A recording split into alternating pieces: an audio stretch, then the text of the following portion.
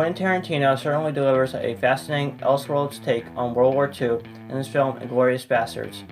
This picture is definitely gruesome, but it definitely extends beyond focusing on the effects of the Nazis' reign and touches on the similarities between every man in war.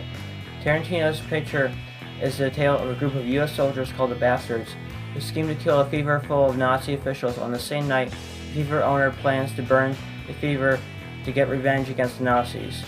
The action is only utilized when absolutely vital, and as Tarantino uses dialogue heavily to make his characters come to life to the audience, the film succeeds in spades, providing quite the unique experience.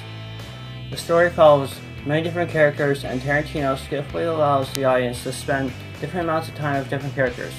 The movie is told in chapters, and when certain characters intersect and cross over from one chapter to the next, and the pieces of the movie come together, it's an exciting and engaging experience.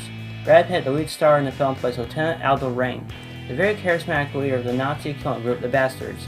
His character isn't portrayed as a straight-up hero, but interestingly as a worldly soldier hungry for the blood of his enemies. Aldo and his team members lean more towards the side of anti-heroes, as Tarantino paints the image of the reality in this picture of the Allies not only being victims of the Nazis, but soldiers who aren't perfect humans, but people capable of hideous acts in the name of war. No doubt Tarantino is reliant on the audience, falling for Aldo's charms to give his character a pass on his rather savage war methods. However, I think the way he wrote it was deliberate to give Aldo and his men dimensionality and an edge. Michael Fassbender shines as an ex-film critic, Lieutenant Archie Hickox. Archie is a character who isn't painted as gruesome as Aldo, and he shouldn't be, because otherwise a movie full of stereotypical characters would have been developed.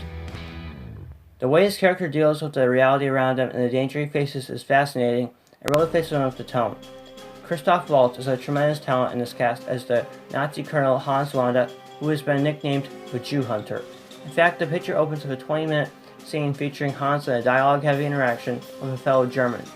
Tarantino is able to reveal the intricacies of his character in that scene to establish him as a strong villain to be feared effectively. Whenever the character shows up again after that scene, the screen pops with the electric presence of Hans.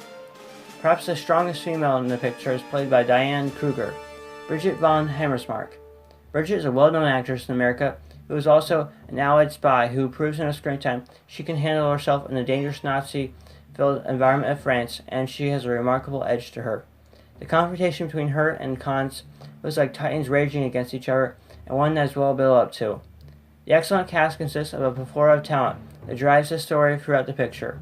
Other notable mentions include the deranged fever owner Shoshana, played by Melanie Laurent, and the deceivingly boyish Nazi war hero Frederick Zoller, played by Daniel Bruhl, and the dangerous, vicious Sergeant Donnie Donowitz, played by Eli Roth. The tone is certainly harsh and dangerous, which creates an exciting atmosphere for the audience. This is emphasized for scenes where characters demonstrate their bouts of strength, or characters Tarantino spends time developing and getting his audience to connect with are killed off, creating a feeling of stakes and suspense. As cinematically invigorating as this tale is, I wish the tone and characterizations would have reflected the clear lines separating the Allies from the Nazis, to create a sense of respect to our veterans, but any distinction is lost and the madness that erupts amongst the characters as the tension builds between them. I wouldn't say this picture is one with a high rewatch value, as it comes off disturbing and not in a good way. Perhaps it may be of benefit to help individuals to reflect on the nature of war, but this picture would have been all the more effective had it firmly established a distinction of good from evil amongst its characters. Overall, I would say Inglorious Basterds doesn't fail to reach suspenseful heights and create compelling, interesting characters, culminating in a solid war movie which brings out a lot of subject matter to be potentially contemplated and discussed. I'm assigning this picture a score of 8.5 out of 10.